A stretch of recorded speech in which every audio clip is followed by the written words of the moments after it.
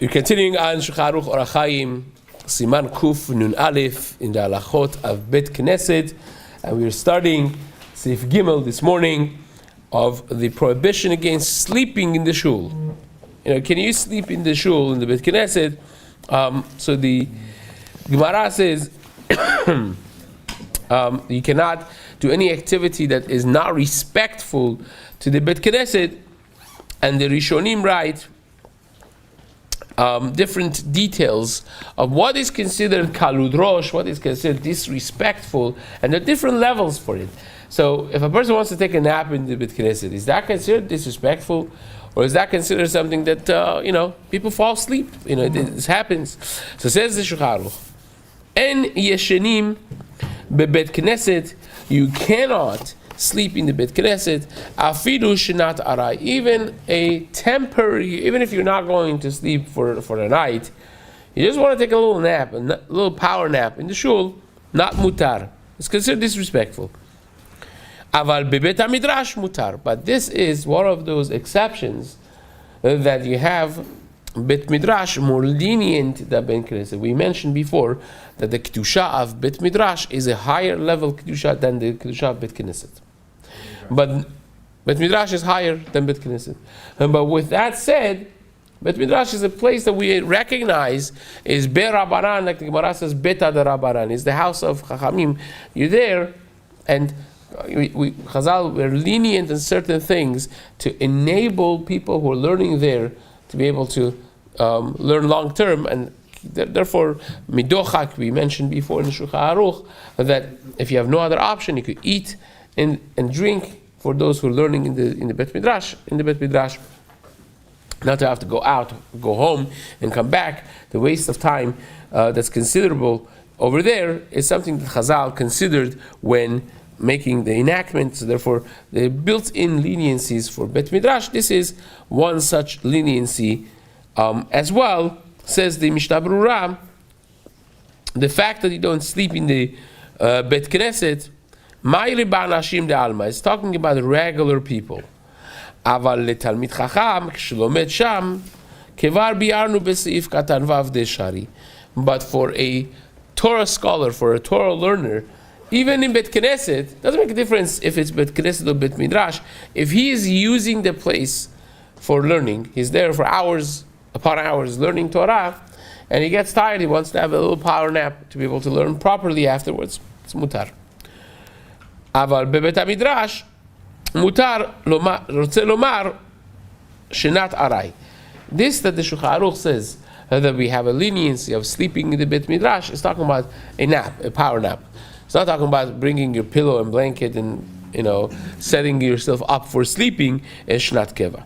Ve'ayin bechidushe Rabbi Akiva Eiger. Take a look at Rabbi Akiva Eiger. Shemefakbek beheter zeh.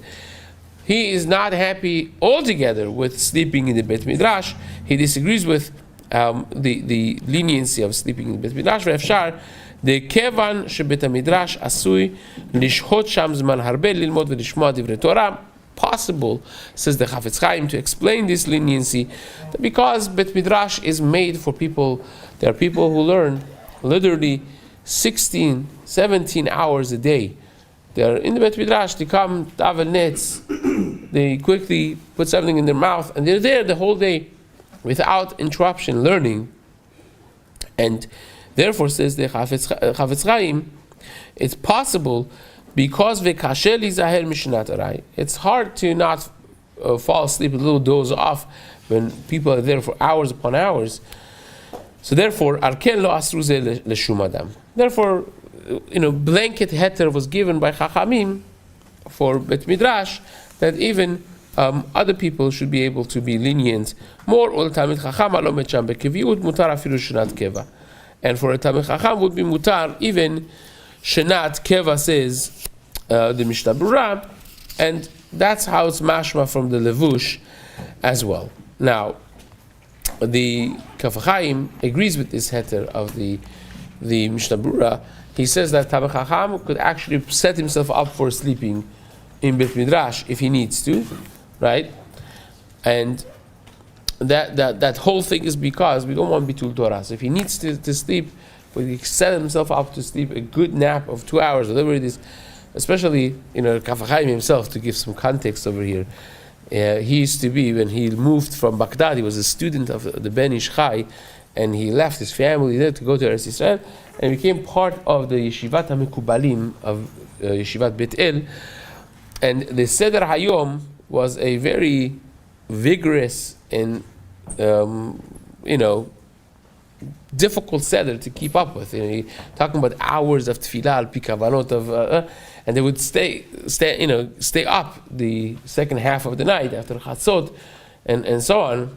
So of course they would take a little power nap during the day, and so on and so forth. So they didn't have necessarily the need to sleep in the Bet Midrash because they had rooms next to the Bet Midrash. That's how it was built, the Yeshivat HaMekubalim. But nevertheless, that's something that the Kaf HaChaim does agree with the extra heter that the Mishna brings, and the Levush is mashma like that as well. So, that being said, the Ben Ish Chai writes, a regular person, not a Tamil Hacham, and that is sleeping in Bet Knesset, right? You have to wake him up. He's not allowed to be sleeping there in the Bet Knesset, and therefore you have to wake him up if he's not only in duration of Chag HaSukkot that you have to do that, because the Gemara says in Masechet Sukkah, Daf Chaf Vav, the Gemara says even Shenat Arai outside the Sukkah is a problem. This is actually one of those things that is ironic, because people think that eating in the Sukkah is very important, which it is, but when it comes to sleeping, people are not as careful.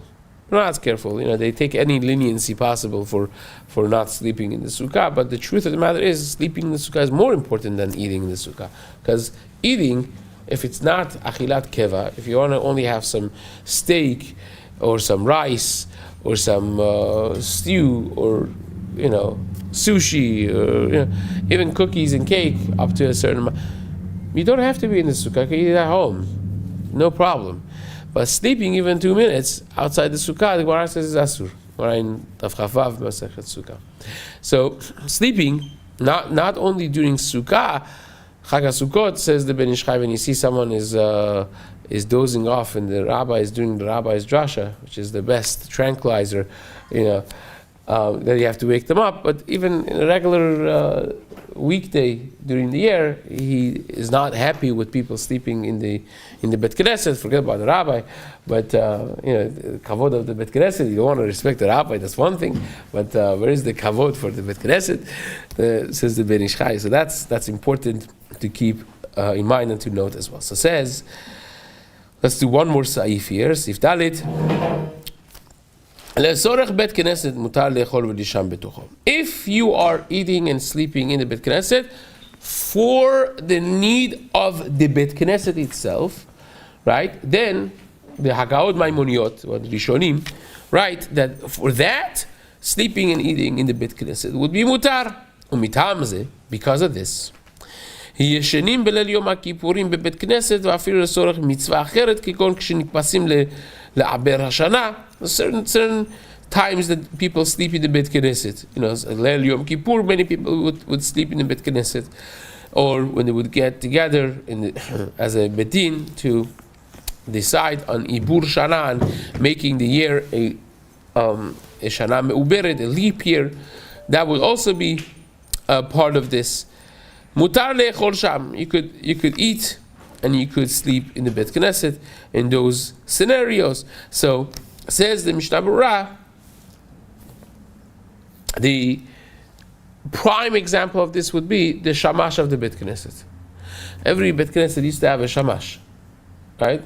Before the cameras and the the securities and locks and alarms and so on, how did you secure a Bet Knesset?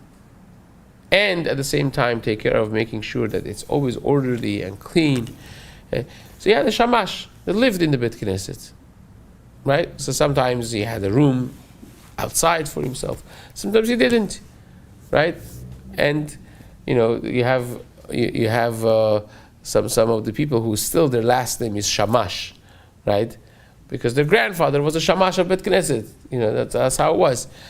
Usually these people were not necessarily very rich and affluent. They were people who needed the job to stay in the Bet Knesset and so on. And they would take care of it. They would clean it, they would broom it, they would organize the sidurim, and also they would safeguard the Bet Knesset, making sure nobody is coming to steal anything, nobody breaks into the shul, and so on. So that person living in the shul 24/7 was considered a sorech Bet Knesset, and that's mutar, says the Shulchan Aruch, says the Chafetz Chaim. Now, the same would be if you're doing construction in the shul. You have a worker that is doing a project, a building project in the Bet Knesset, then it would be also considered that's mutar for him to eat his lunch in the Bet Knesset in the middle of his. He doesn't say, asur to eat in the Bet Knesset. If you're working in the Bet Knesset and you want to save time by eating there and working an extra hour instead of going out and finding a place, a restaurant, whatever it is, so that hour that you work extra, that is the sorech Bet Knesset as well. So it's mutar for him also. Now, the shamash of the Bet Knesset, who usually would have a room for himself to live in, that the Ben Ish Chai writes that's asur for him to eat in the Bet Knesset. Because if you have a room, but I guess it's only midochak is mutar. If you have your own room to go, a kitchen or a room that you live in next to the Bet Knesset, then you should be actually using that, not the Bet Knesset itself, says the Ben Ish Chai. So that's also important prat. So the Ben Ish Chai discusses these halachot in Pashat Vayikra. And over there, I think in Otei, he writes that they have to be machmir, even as a shamash, not to misuse the heter of the Shulchan Aruch over here. But even though that's mutar for the shamash, for the person to sleep in the Bet Knesset, should not bring his bed there. That's already you're bringing your bed into the Bet Knesset and putting it on the corner there. That's your bedroom. That's already considered disrespectful, says the Chafetz Chaim, says the Berura, in the name of the Magen Avraham. But at the same time, there are those who disagree and say, no, you could actually bring the bed as well and set yourself up there. It's machloket Magen Avraham and Eliyahu Rabbah. The Kaf HaChaim over here paskins like Magen Avraham. Basically, he says you should be machmir like the Magen Avraham, and not bringing your bed in the Bet Knesset, even if it's needed. Your living in the Bet Knesset is needed for the Sorech Bet Knesset. One more piece over here.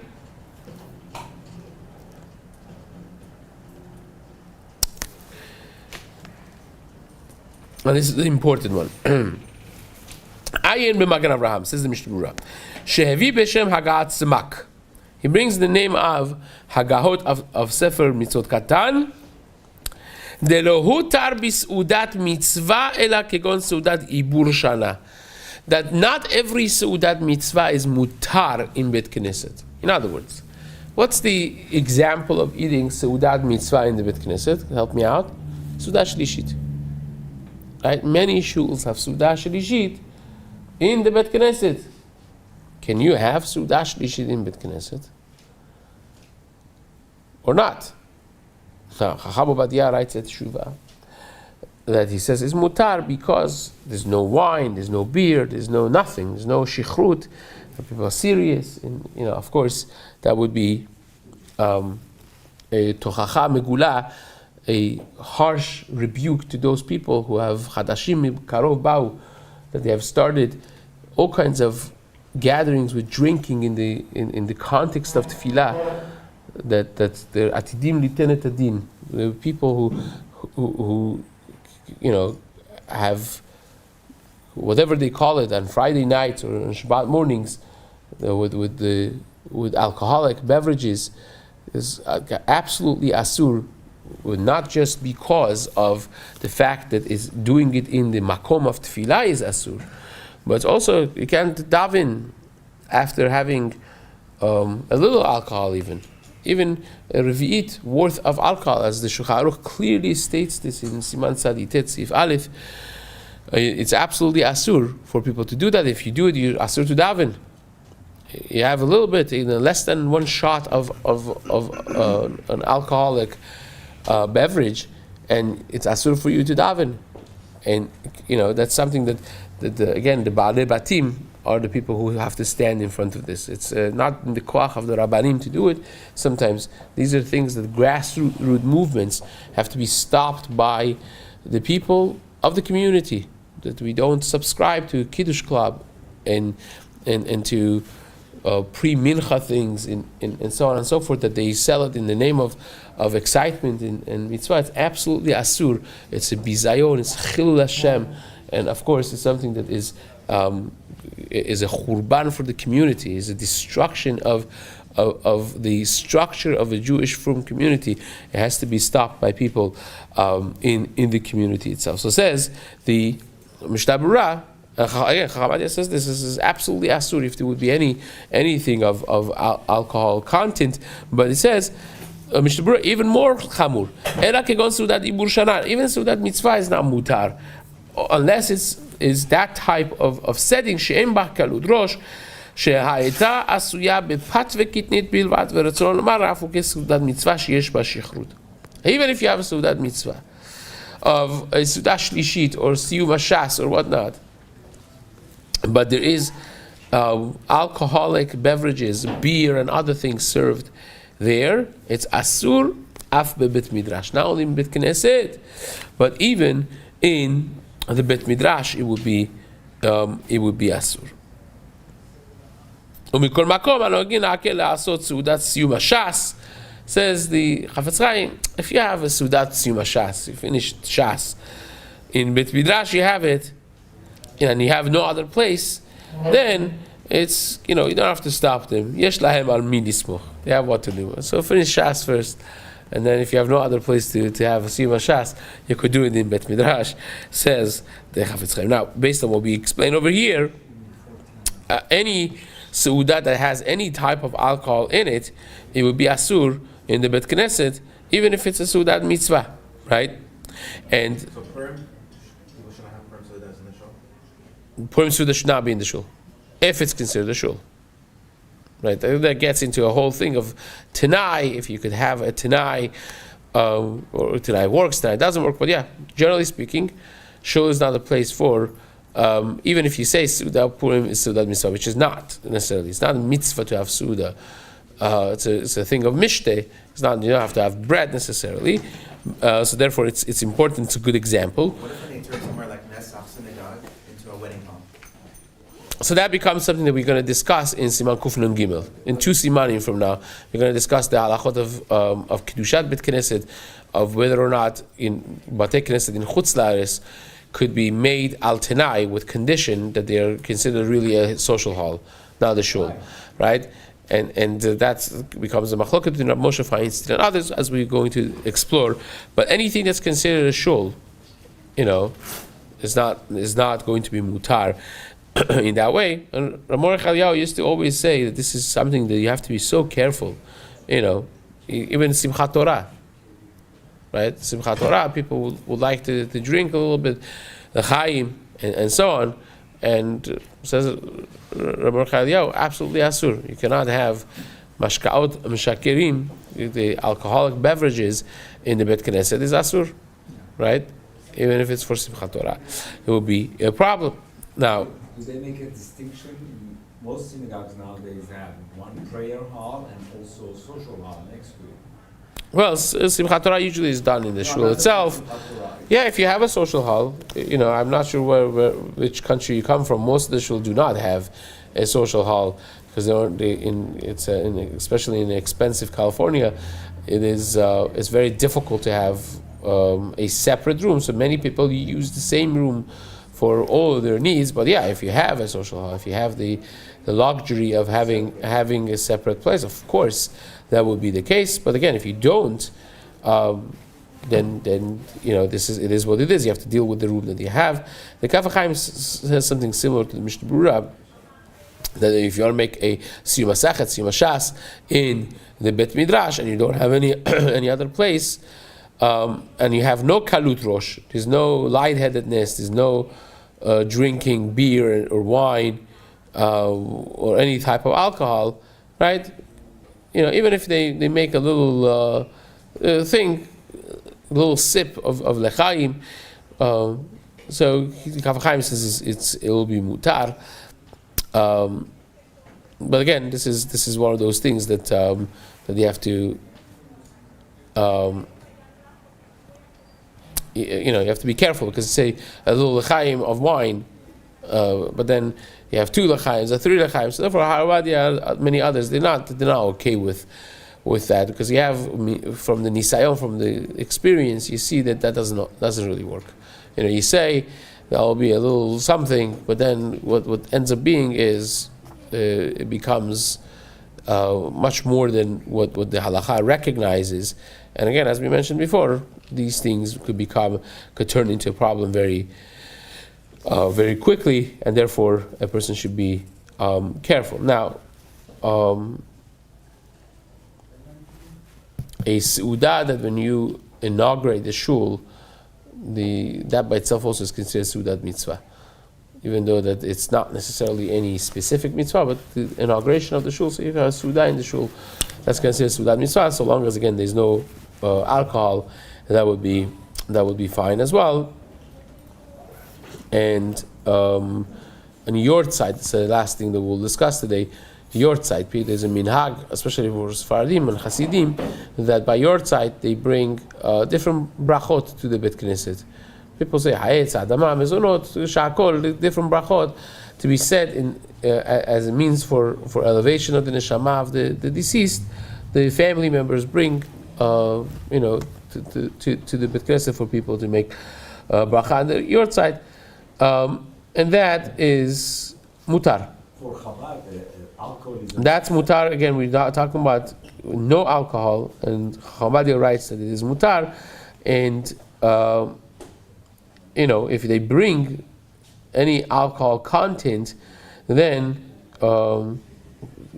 Chabad basically writes that you could make a shahakol with a little, just enough, 2-3 drops of making the bracha of shakor, but anything more than that, again, it's clear in the Shulchan Aruch and the Mishna Berura in Siman Tzaditet that if you have alcohol content equivalent of a revi'it of wine, now natural wine, depending on what grape it is from, it will have the minimum alcohol level of 5%. You have to go with maximum, because all wine, a revi'it of wine is asur.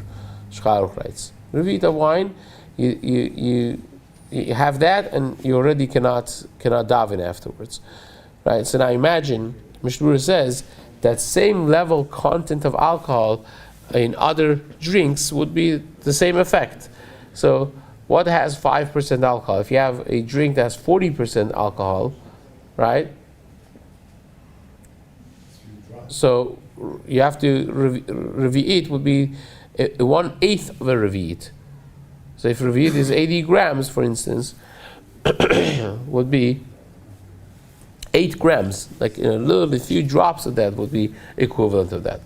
Even if you would want to say a highest alcohol level in wine, which would be 15% or whatnot, right? So you have 3 ounces of that, making it asur. When you have 40% alcohol, right? So that would be 1 ounce, less than 1 shot. A shot glass is what an ounce and a half, 2 ounces. So that's something important to note as well. Again, this is a deeper concept. I don't want to get into Siman Tzaditet discussions, but that's something that, again, especially because this generation has fallen short, and this has become and is becoming a pirza, we have to go bend it back all the way to the other end by stopping it and standing strong, not to let the standards of the community melt away in front of our very eyes, and the churban that comes from this is